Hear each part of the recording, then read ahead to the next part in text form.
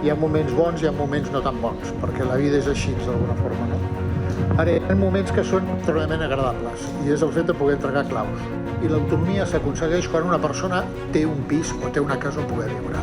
Jo vinc en representació de l'Agència per a la Generalitat de Catalunya. Avui és un dia important perquè lliurar pisos de protecció de lloguer és una cosa que, desgraciadament, és poc freqüent. Jo, per acabar, només dir que són cases que tenen totes les prestacions del món. Segon